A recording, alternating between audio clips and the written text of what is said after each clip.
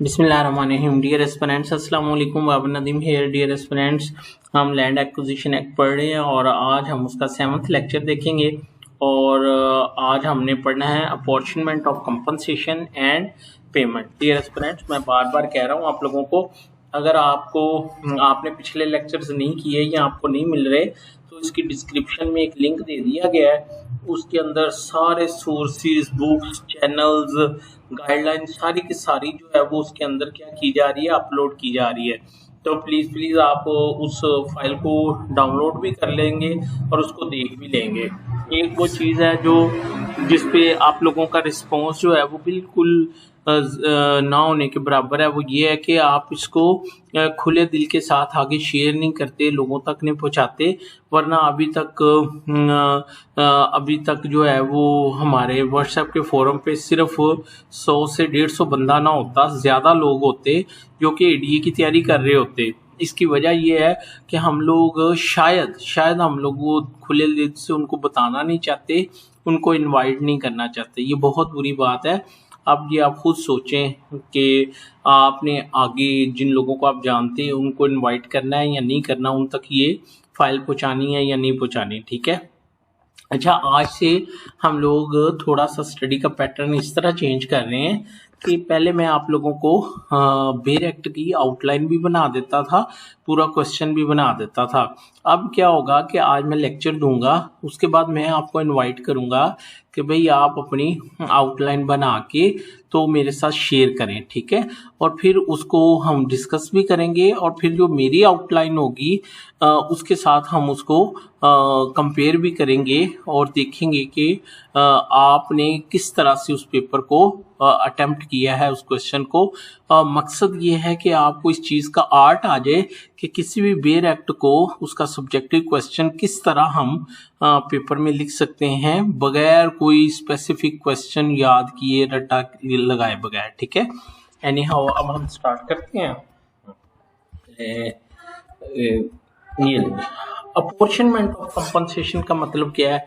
Division. ऐसे भी तो हो सकता है कि एक जो प्रॉपर्टी एक्वायर की जा रही है उसमें 4 हिस्सेदार हों, तो अब 4 हिस्सेदारों को जारी बात है जितना जितना उनका शेयर है उनको उस हिसाब से क्या करेगा, उनको उनका हिस्सा मिलेगा। तो इसको कहते हैं अपॉर्चनमेंट।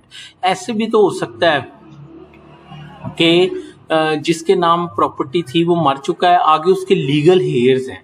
ठीक है। तो अब वो लीगल हेयर्स में उसकी वाइफ है, उसको 1/8 जाना है। बेटे हैं, उनको 1/2 के रेशियो से जाना है। बेटियों को बेटे को एक हिस्सा तो बेटी को आधा हिस्सा जाना है। ठीक है। तो इसको क्या कहेंगे फिर? उनके शेयर्स के हिसाब से उनको क्या मिलेगा? वो मिलेगा, कंपनसेशन मिलेगी, उसको कहते हैं अपॉर्चनमेंट। ठीक है। अच्छा, अब ये क्या कहता है? Particulars of apportion to be specified where there are several person interested if such person agree in the apportionment of the compensation the particulars of such apportionment shall be specified in the award, and as between such person the award shall be conclusive evidence of the correctness of the apportionment। very simple सी वो बात कर रहा है। वो कह रहा है कि अगर वो जो इंटरेस्टेड पीपल है वो सारे एग्री हों किस पे? अपॉर्चनमेंट के ऊपर, कि ठीक है डिवीजन सही हो रही है, तो फिर क्या होगा? अकॉर्डिंग टू देयर, तो फिर वो जो अवार्ड होगा उसमें अपॉर्चनमेंट के पार्टिकुलर्स भी लिखे जाएंगे कि किसको कितना शेयर जाएगा और वो शेयर पैसों में कितना बनेगा। ठीक है। तो वो अवार्ड के अंदर लिखा जाएगा। ठीक है। और ये जो चीज़ होगी, ये जो उनका आपस में कॉन्सेंट दी होगी, ये कंक्लूसिव होगी किस चीज़ का? कि वो अपॉर्चनमेंट दुरुस्त पे हुई है। ठीक है। अच्छा, 30 कहता है डिस्प्यूट एज टू अपॉर्चनमेंट। ऊपर तो ये था ना कि वो एग्री थे सारे लोग कि भाई डिवीजन सही हो रही है, लेकिन दूसरा जो सेक्शन है वो कहता है कि अगर डिस्प्यूट हो, when the amount of compensation has been settled under section 11। ये सेक्शन 11 के तहत कौन सी है? वो जो वो फाइनल कर रहा है अवार्ड, कौन? कलेक्टर फाइनल कर रहा है। एक अवार्ड वो था जो कौन फाइनल करता है? जो कोर्ट फाइनल करता है, ठीक है। अच्छा ये if any dispute arises as to the apportionment of same or any as the person to whom the same or any party payable the collector may refer such dispute to the decision of the court. और अगर अपॉर्चनमेंट में उनका dispute है तो फिर matter किसको refer कर दिया जाएगा, कोर्ट को। याद करें जब हमने रेफरेंस का पढ़ा था तो हमने वहां पे ये ग्राउंड भी पढ़ी थी कि अगर उनका अपॉर्चनमेंट पे कोई डिस्प्यूट है तो ये ऑब्जेक्शन भी कहाँ पे जाएगा, ये भी ऑब्जेक्शन इन राइटिंग एप्लीकेशन में लिख के वो कहाँ पे जाएगा, कोर्ट के अंदर चले जाएगा, ठीक है। अच्छा जी, अच्छा एक बात बताऊं, ये जो अब हम सेक्शन पढ़ रहे हैं ना आगे अपॉर्चनमेंट, ये बेसिकली आप इसको कनेक्ट कर सकते हैं जो हमने प्रोसीजर लिखा था ना उसके साथ, क्योंकि ये उसका हिस्सा है, ये उसका हिस्सा है, तो इसको कहीं पे एडजस्ट कर लीजिएगा। मसलन आगे है ना पेमेंट, ये पार्ट वी पेमेंट, तो मैं आपसे रिक्वेस्ट करूंगा कि जहाँ पे हमने procedure for grant of award by the collector पढ़ा है ना, ठीक है, तो उसमें अवार्ड के बाद जहां में हमारी आखिरी हेडिंग है उसके बाद आप पेमेंट का भी एक छोटी सी हेडिंग ऐड कर लें। तो बेशक सिंपल ये लिख लें कि before taking of possession the collector shall make the payment as per award as per section 31 onward. तो ये आप वहां पे लिखेंगे तो बड़ा अच्छा इंप्रेशन जाएगा कि इस बंदे ने एक सेक्शन को, एक पार्ट को दूसरे के साथ क्या किया है, रिलेट किया है। मेरी ये बात उन्हीं को समझ आई होगी जिन्होंने पिछले 6 लेक्चर पढ़े हैं, ठीक है। अच्छा जी, अच्छा और मैं कितनी दफ़ा आपको ये कह चुका हूँ कि प्लीज़ मेरे लेक्चर का आपको फ़ायदा तभी होगा जब आप जल्दी से उसको पेन डाउन करते जाएंगे, एक रफ पेज के ऊपर लिखते जाएंगे। जब आप उसको लिख लेंगे ना मेरे पूरे लेक्चर को, तो फिर आप उसको उसी को सीधा करके अपने नोट्स भी बना सकते हैं, ठीक है। आगे पेमेंट ऑफ कंपनसेशन और deposit of same in court. When the collector has made an award under section 11 के तहत collector award करता है ना, if the person interested entitled to compensation under the award and the provincial government accept the award and intimate their acceptance in writing to the collector before expiry of the period of the section 18 for making an application to the collector for referring the award to support or of subsection 3 for referring the award to the court by provincial government, whichever is later, and if the period specified in subsection for making an application to collector or in subsection for referring the award to the court has expired and no such applicant reference has been made, the collector shall, before taking possession of the land, tender payment of full amount of compensation awarded by him to person entitled thereto according to the award and shall pay it in to them unless prevented by some one or more of the contingencies mentioned in subsection 2। अच्छा यही तो आपका मैंने fun देखना है कि आप कैसे आउटलाइन बनाते हैं। मैंने बनाई है लेकिन मैंने आपको दिखानी नहीं है। उसकी रीज़न ये है कि मैं चाहता हूं कि अब एक दफ़ा आप इसको अटेम्प्ट करें, ठीक है। एक दफ़ा आप इसको अटेम्प्ट करें तो फिर मैं आपके उन अटेम्प्ट्स को भी देखूंगा और जो मैंने किया हम उसको भी आपस में जो है वो शेयर करेंगे, ठीक है। अच्छा पेपर में ना ये अंडर सब सेक्शन 2 और से ये लिखने की ज़रूरत नहीं है। वैसे अगर वो याद है कि वो किसके बारे में है तो उसकी वर्डिंग आपने जो है वो कोड कर देनी है। अच्छा मैं अब इसको जो है वो करने लगा हूँ, आप इसको उर्दू में भी पढ़ सकते हैं। मैं इसको समराइज करने लगा हूँ। ये क्या कहने लगा है, ये कहता है सब सेक्शन ए कहता है कि कलेक्टर जो है वो अवार्ड के मुताबिक पेमेंट कर देगा किसको, पार्टी को, लेकिन शराइत क्या है। अच्छा यहीं पर रुकिएगा ज़रा, मैं आपको ये बताता हूँ। ऐसे भी तो हो सकता है कि रेफरेंस कोर्ट में चला जाए और इधर से पेमेंट हो जाए और कोर्ट कोई और फैसला कर दे, ठीक है ना। ऐसे भी तो हो सकता है कि प्रोविंशियल गवर्नमेंट क्या करे, प्रोविंशियल गवर्नमेंट उठ के रेफरेंस भेज दे और इधर से पेमेंट हो जाए, तो गड़बड़ हो जाएगी ना। तो इसलिए उसने कहा है कि कलेक्टर पेमेंट कर सकता है लेकिन शराइत क्या है। अब देखिए वो शराइत में क्या कहता है। सबसे पहले कहता है कि वो बंदा जिसने मसलन जो इंटरेस्टेड है, जिसको कंपनसेशन मिलनी है, वो भी उसको कबूल कर ले और प्रोविंशियल गवर्नमेंट भी कबूल कर ले। ये पहली 2 लाइनों में कह रहा है। क्या मतलब ये कि भाई जब दोनों ही राजी हो गए, गवर्नमेंट को भी इतराज नहीं है और बंदे को भी इतराज नहीं है तो दे दो पेमेंट। एक सिचुएशन तो ये होगी कि वो बंदा भी इंटरेस्टेड भी एग्री है कि जी ठीक है मैं यही ले लूँगा, और गवर्नमेंट भी एग्री है कि दे दो मुझे, इस पर कोई इतराज़ नहीं है, ठीक है। अच्छा, फिर उसके बाद एक और जो ग्राउंड है वो क्या है,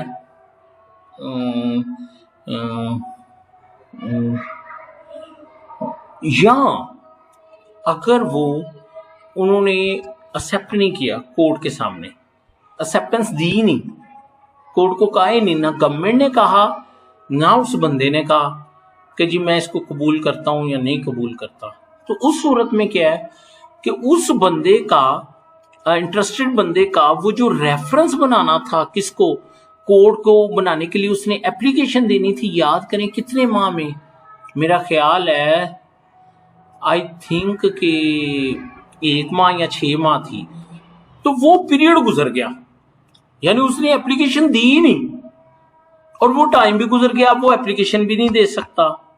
या जो गवर्नमेंट थी उसका 6 माह का पीरियड था, गवर्नमेंट ने उस कंपनसेशन को एक्सेप्ट भी नहीं किया और इंटीमेट भी नहीं किया, और यानी एक्सेप्टेंस की इंटीमेशन भी नहीं दी, और वो 6 माह भी गुजर गए और प्रोविंशियल गवर्नमेंट ने रेफरेंस भी नहीं बनाया कोर्ट को, तो अब कलेक्टर क्या करेगा? देखे ना, जब एक चीज की लिमिटेशन गुजर गई तो इसका मतलब उसने अपना को राइट वेव कर दिया। अब जब वेव कर दिया तो अब वो फाइनलिटी हो गई कलेक्टर के ऑर्डर को अटैच, तो अब पेमेंट करने में कोई हर्ज नहीं है। होप कि आपको मेरी बात समझ आ गई है, ठीक है। अच्छा, एक दफा फिर पढ़ देता हूँ, मेरी तसल्ली नहीं हुई। If the person interested entitled to compensation under award and the provincial government accept the award and intimate in their acceptance in writing to the collector before the expiry of period principal subsection 2 of section 82 for making application to the collector for referring the award to the court or in subsection of said section for referring the award to the court by the provincial government, whichever is later, or if the period specified in subsection 2 of subsection for making application to the collector and referring award to the court has expired, and now such application or reference has been made, the collector shall before taking possession of the land, ठीक है। अब मैंने यही आपका fun देखना है कि आप इसमें से कैसे हेडिंग बनाते हैं, कैसे इस क्वेश्चन को आप अटेम्प्ट करते हैं। Tender payment of the full amount of compensation awarded by him to the person entitled thereto according to the award, तो वो उस बंदे को पोजेशन लेने से पहले क्या करेगा, पैसे दे देगा, and shall pay it to the same, और फिर इसको पे कर देगा, unless prevented by some or more of the contingencies। ये आगे जाके पढ़ेंगे कि कौन सी ऐसी contingencies हैं कि ये सब क्लॉज ए की रिक्वायरमेंट पूरी हो भी रही हो तो फिर भी पेमेंट नहीं देनी, ये हम आगे चल के पढ़ेंगे, ठीक है। अच्छा, सब सेक्शन क्लॉज बी है, if the person interested entitled compensation award or provincial government object to the award and an application has been made to the collector in the section for referring the award to the collector, award has been referred to provincial government, the collector shall before taking possession of the tender payment the compensation awarded by him or to estimate cost of such land as determined by the collector of district under section whichever is as to the person entitled thereto under award and shall pay to them unless prevented by some one or more of the contingencies of ये proviso बड़ा important, provided that no payment under clause shall be made until the person entitled to compensation furnishes to the certificate or security for refund of the amount if any which may subsequently found to be excess of the compensation awarded to him by court। लो जी, ये बड़ा easy है, सुनिएगा। वो कहता है clause A में तो क्या था कि उन्होंने कोई हिलजुल ही नहीं की, कोई ऑब्जेक्शन ही नहीं किया पार्टियों ने, तो उन्होंने कहा दे दे। क्लॉज बी में वो कहता है कि नहीं, बंदा इतराजी है कि जी कंपनसेशन मुझे कम दी जा रही है, प्रोविंशियल गवर्नमेंट कह रही है कि जी आपने इसको बहुत ज्यादा कंपनसेशन दे दी है, उसने एप्लीकेशन डाल दी है कि जी मेरा रेफरेंस बना दें, या प्रोविंशियल गवर्नमेंट ने अपना रेफरेंस फेंक दिया जी कोर्ट में भेज दें। तो क्लास बी कहता है कि ये रोल है अपनी जगह पे, आप उसको फिर भी पैसे दे दो, आदमी को फिर भी पैसे दे दो, लेकिन subject to furnishing of security, उससे जमानत ले लो, उससे श्योरिटी ले लो कि भाई अगर कल को तुम्हें रिफंड करने पड़े तो तुम ये पैसे रिफंड करने के पाबंद होगे, लेकिन पेमेंट को ना रोको। इतना सा फर्क है। आप इसको प्रिसाइज अपने अल्फाज में 2 लफ्जों में याद रखिएगा बेटा। आप कभी भी पेपर में ना एज टू एज वर्डिंग नहीं लिख के आ सकते, लिहाजा इस वजह से कभी परेशान नहीं होना। वहां पे आपने कहानी लिखनी है अपने अल्फाज में, और वो वही है जो मैं सुना रहा हूँ। यकीन जानिए जो आप सुन रहे हैं ना, अगर पेपर में आप ये भी अपने अल्फाज में लिखाएंगे ना तो यकीन जानिए आप पास हो जाएंगे। ठीक है, बस आपको पता हो कि कंसेप्चुअली इसका करना क्या है। तो ये क्लास ए एंड बी बहुत इजी है, और जब आप मेरी वो आउटलाइन पढ़ लोगे जो मैंने बनाई है तो फिर तो हर चीज ही क्लियर हो जाएगी। ठीक है, अब सब सेक्शन 2 क्या है, कहता है if they shall not consent to receive it or of there be no person competent to alienate the land and if there be any dispute as to title to receive the compensation or as to the apportionment of the collector shall deposit the amount of compensation in court to which a reference is submitted. ठीक है, अच्छा अब clause B कहता है जी कि बंदा कहता है जी कि मैंने नहीं लेनी, मैंने वसूल नहीं करनी, कंपनसेशन मैंने वसूल नहीं करनी, या वो बंदा कॉम्पिटेंट ही नहीं है कि उसको वो दी जाए, कंपनसेशन पकड़ाई जाए। ठीक है, या कंपनसेशन पे डिस्प्यूट है, कोई कहता है जी मुझे मिलनी चाहिए, कोई कहता है मुझे मिलनी चाहिए, या अपोर्शनमेंट पे उनका डिस्प्यूट है। तो ऐसी सिचुएशन में वो कलेक्टर क्या करेगा, वो अपनी जान छड़वाएगा, वो पैसे ही कोर्ट में जमा करवा देगा, तुम जानो और कोर्ट जाने। मेरी बात की समझ आ गई, सब सेक्शन 2 की समझ आ गई कि जहां पे टाइटल डिस्प्यूट है, पैसों के लेने देने का झगड़ा है, वहां पे पैसे नहीं दिए जाएंगे, वहां पे पैसे नहीं दिए जाएंगे। देखिए ऊपर क्लास ए एंड बी में डिस्प्यूट क्या था कि कंपनसेशन कम ज्यादा का रोला था, कि वो क्या है वहां अपोर्शनमेंट का मसला नहीं था। एक कहता था मुझे कंपनसेशन कम मिल रही है, एक कह रहा था मुझे कंपनसेशन ज्यादा मिल रही है। लेकिन यहाँ पे एक सब सेक्शन 2 में क्या है कि कंपनसेशन डिस्प्यूटेड होगी, टाइटल डिस्प्यूटेड हो गया, एक कहता मुझे मिलनी चाहिए, दूसरा कहता मुझे मिलनी चाहिए। तो ऐसी सूरत में वो नहीं देगा और क्या करेगा, रेफरेंस बना देगा किसको, कोड को। प्रोवाइडेड एट एनी पर्सन, आप देखें ना जहां हमने रेफरेंस टू द कोड बनाया था, अगर वहां पे आप ये वाला सेक्शन क्रॉस रेफरेंस तौर पे कहीं एडजस्ट कर दें तो क्या बात है। ठीक है, provided at any person admitted to be interested may receive such payment under protest as to sufficiently of the amount. हाँ, अगर किसी बंदे का एतराज ये है कि जी मुझे ये कंपनसेशन जो है वो इसलिए रिफ्यूज कर रहा है लेने से कि ये कम है, तो वो अंडर प्रोटेस्ट ले सकता है। अगर वो अंडर प्रोटेस्ट ले रहा है तो कल को हो सकता है जो उसका बकिया बनता हो वो कोर्ट उसको दे दे। ठीक है, provided also that no person who has received the amount otherwise than under protest shall entitle to make any application under section 18। लेकिन जिस शख्स ने ले भी ली कंपनसेशन और कोई प्रोटेस्ट भी नहीं किया, ठीक है, तो वो फिर सफिशिएंसी ऑफ कंपनसेशन की हद तक रेफरेंस बनवाने में या एप्लीकेशन देने में वो बार होगा, वो नहीं दे सकता। ठीक है, होप कि आपको मेरी बात की समझ आ गई है। ठीक है, अच्छा जी, provided also that the nothing herein contained shall affect the liability of any person who may receive the whole or any part of any income awarded under to pay the same to the person lawfully entitled। अगर कोई शख्स गलत तौर पे compensation ले उड़ा है, उसका हक नहीं बनता था, तो वो उसकी ये लाइबिलिटी नहीं खत्म होगी कभी भी कि वो जो हकदार है उसको वो पे करे। ठीक है, अच्छा जी, notwithstanding anything in this section, the collector may, with the sanction of commissioner, instead of awarding a money company in respect of any land, make an arrangement with a person having a limited interest in such land, either by the grant or of other land in exchange the remission of land revenue or other land held under the same title or in such other way, or may be equitable having regard to the interested of the parties concerned। एक बात याद रखिएगा, जरूरी नहीं है कि जिसको मुआवजा मिल रहा है, कंपनसेशन मिल रहा है, वो पर्सन इंटरेस्टेड ही हो। नहीं, ऐसे भी तो हो सकता है ना। मतलब मैं आपको कहता हूँ कि गवर्नमेंट ने पट्टे पे ज़मीन दी हुई थी, ठीक है, पट्टे पे ज़मीन देने से क्या मुराद है, अलॉटेड है।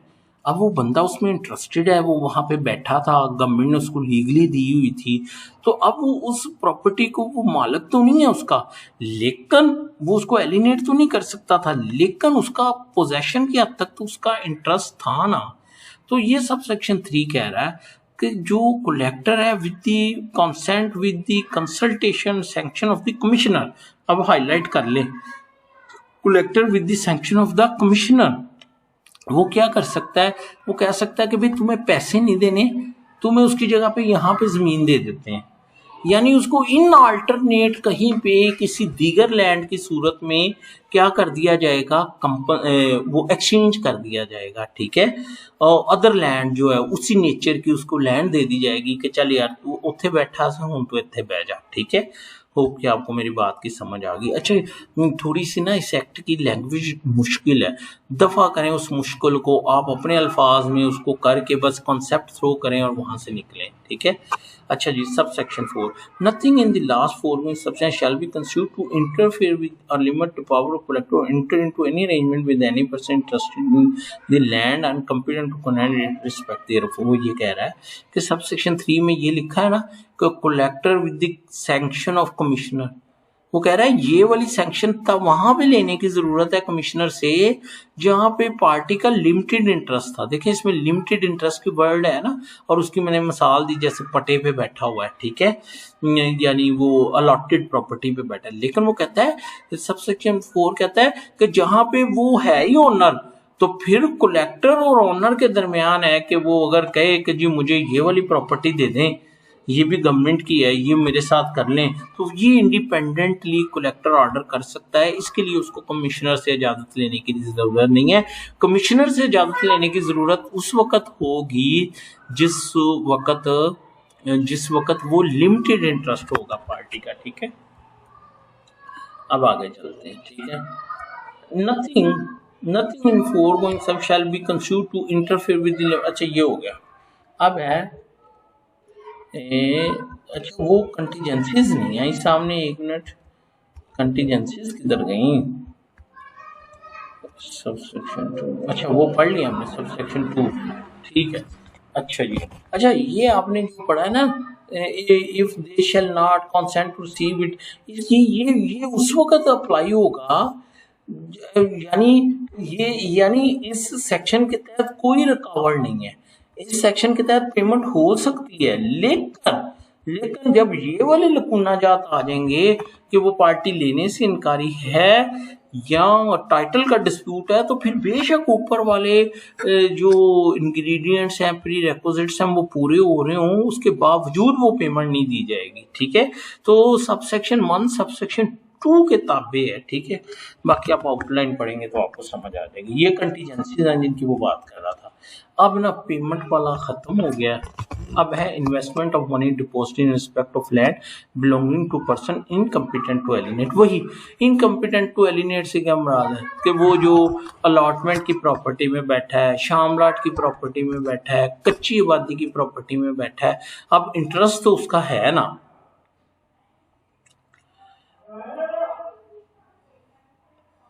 If any money shall be, अच्छा अब एक सेक्शन 32 है इन्वेस्टमेंट के बारे में और एक सेक्शन 33 है। दोनों में जो फर्क है ना वो ये है कि सेक्शन 32 उस वक्त की बात करता है कि जहां पे वो शख्स जो है वो यानी वो मालिक नहीं था, लेकिन वो उस प्रॉपर्टी पे काबज था, उसको उसमें इंटरेस्ट है, तो वो कहता है कि उसको पैसे तो नहीं दिए जा सकते। मसलन इस तरह कहें कि एक शख्स है, उसने मालकाना हकूक के लिए अप्लाई कर रखा है कि मुझे ओनरशिप के राइट्स दिए जाएं गवर्नमेंट को, लेकिन अब उसको राइट नहीं मिले, ठीक है। तो इस दौरान में जो वो कंपनसेशन आई है वो उसको नहीं दी जाएगी बल्कि कोर्ट में जमा होगी, जैसा कि हमने ऊपर पढ़ा है, ठीक है। तो अब सेक्शन 32 उस स्पेसिफिक केस से डील करता है जहां पे वो बंदा प्रॉपर्टी को एलिनेट नहीं कर सकता, और जो अदर केसेस हैं उससे सेक्शन 33 डील करता है, ठीक है। If any money shall be deposited in court under subsection of law and it appears that the land in respect of where the same was awarded belonging to any person who had no power to alienate the same, the court shall order the money to be invested in the purchase of other land to be held under the like title and condition of ownership as the land in respect of which such money shall have been deposited was held। तो वो order कर सकता है court के भी ऐसी ये जो पैसे हैं इसको तो नहीं दिए जा सकते, ऐसी ही इससे मिलती जुलती कुछ साइड पे जमीन जो है वो क्या करो खरीद लो, ठीक है। If such purchase can not be effected forthwith then the such government or other approved security as the को shall think fit and shall direct the payment of interest of other proceeding arising from to be person or person who would for the time have been entitled to the possession of the land and such money shall remain so deposited until the same be applied. अच्छा, यहाँ अगर वक्ती उस वक्त जो है वो ज़मीन नहीं खरीदी जा सकती या वैसी ज़मीन अवेलेबल नहीं है, तो फिर कहा जाएगा कि ये पैसे कहीं इन्वेस्ट कर दो, कोई सेविंग सर्टिफिकेट खरीद लो, किसी बैंक में जमा करवा दो, फिक्स डिपॉजिट ले लो, यानी कोर्ट ऑर्डर कर देगी, ठीक है। अच्छा, और फिर जो उसके ऊपर इंटरेस्ट मिलेगा अस्तगफिरुल्लाह, हम भी समझते हैं कि सूद कितना बड़ा गुनाह है, लेकिन क्या करें, हमारे मुल्क का शरई निज़ाम तो नहीं है, हम स्टैचू पढ़ रहे हैं, ठीक है। अच्छा, वो जो इंटरेस्ट होगा वो किसको पेश किया जाएगा? वो बंदे को, इंटरेस्टेड को, जिसको महरूम कर दिया गया, ठीक है। और इसके अलावा वो जो इंटरेस्ट है वो कहाँ पे इस्तेमाल होगा? In purchase of such other land aforesaid, कि वही इंटरेस्ट जो अलहदा से जो वो ऊपर वाली ज़मीन खरीदनी है उसके लिए इस्तेमाल किया जा सकता है। In payment of to any person or person becoming absolutely entitled there to, जहाँ जब उसको मालकाना हकूक मिल जाएंगे पार्टी को, तो उसको जो पेमेंट दी जाएगी उसमें वो इंटरेस्ट जो है वो क्या करेगा? अप्लाई किया जाएगा, शामिल किया जाएगा, ठीक है। अब cost in all cases of money deposit to which the section applies, the court shall order the cost of following matter including the reasonable charges and expenses incidental to be paid by the collector।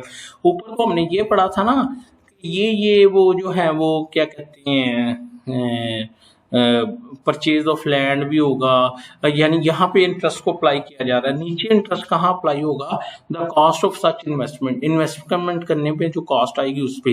The cost of other order for the payment of interest or other proceeding of the other proceed of the security upon which such moneys are to for the time invested and for the payment of the court of the principal of such money and of all proceeding relating debt to except as may B ओकेजन्ड bye litigant between adverse ये clause भी बड़ा simple है। वो ये कहता है कि वो कॉस्ट जो इन्वेस्ट करने पे खर्च आएंगी, आता है ना खर्चा इधर उधर का, वो या जो उसका जो प्रिंसिपल है उसको उसके प्रिंसिपल अमाउंट के ऊपर कोई खर्चा आ रहा है, या बैंक अपनी कटौती कर रहा है, ठीक है, या दूसरी जो प्रोसीडिंग है। लेकिन जो प्राइवेट लिटिगेशन में कॉस्ट आएगी ना, उसके लिए ये इस्तेमाल नहीं होगा, ठीक है। Section 33 क्या है? Investment of money deposited in other cases when any money shall have been deposited in court under for any cause other than mentioned in last section, the court may on application of party interested or claiming an interest in such may order the same to be invested in such government or other approved security at it may direct the interest or other purpose of such investment to be accumulated and paid in such manner as may consider will give the particular interested the same benefit they might have had from the land in respect whereof such money shall have been deposited as near thereto as may be। देखें section 33 कहता है कि भाई, लेकिन जहाँ पे कोई party ही application दे दे कि सर जब तक आप केस का फैसला नहीं करते आप ये पैसे जो है ना ये इन्वेस्ट कर दें कहीं पे ना, कोई सिक्योरिटी या जैसे वो एग्रीमेंट टू स्पेसिफिक परफॉर्मेंस के दावे में भी एप्लीकेशन दी जाती है, तो कोर्ट ऑर्डर कर सकती है कि ठीक है ये पैसे इन्वेस्ट करो पार्टी की एप्लीकेशन पे। ऊपर क्या था? ऊपर तो ये कॉज थी कि बंदा जो था वो एलिनेट नहीं कर सकता था, लेकिन यहाँ पे क्या है कि पार्टी खुद कह रही है कि ये इन्वेस्ट करने की इजाज़त दे दें, और फिर वो पैसे जो हैं वो जो इंटरेस्ट वगैरह होंगे वो उस शख्स को मिलेंगे जो कि उस लैंड का इंटाइटल्ड होगा और जो उससे वो पैसे अर्न कर सकता होगा। ये सेक्शन 33 था। सेक्शन 34 क्या है? Payment of interest. When the amount of such compensation is not paid at deposit on or before taking possession of the land, the collector shall pay the amount awarded with compound interest at the rate of 8% per annum from the time of so taking possession until it shall have been so paid or deposited, provided that any waiver of above right by landlord shall be void and shall be entitled to the person interested not in agreement to the contrary। वो कह रहा है जहाँ पे payment ही नहीं की गई बगैर किसी वजह के, उसको पर्सन इंटरेस्टेड को, ना पोजेशन के वक्त ना उससे पहले, ठीक है। तो उस सूरत में जब कोर्ट उसको वो पैसे दिलाएगा तो हर सूरत में उसको इंटरेस्ट भी दिलाया जाएगा, चाहे वो खुद कहे मैंने नहीं लेना फिर भी उसको इंटरेस्ट दिलाया जाएगा। होप कि आपको मेरी बात की समझ आ गई। आज हमने माशाल्लाह सेक्शन 34 पढ़ लिया। होप कि आपको समझ आ गई। मुझे अपनी दुआओं में याद रखिएगा। अब आप में से जो बंदा असाइनमेंट शेयर करेगा, ठीक है, इसकी आउटलाइन बनाएगा, वो शेयर करेगा, उसके साथ मैं अपनी आउटलाइन शेयर करूंगा। Thank you so much. Allah Hafiz.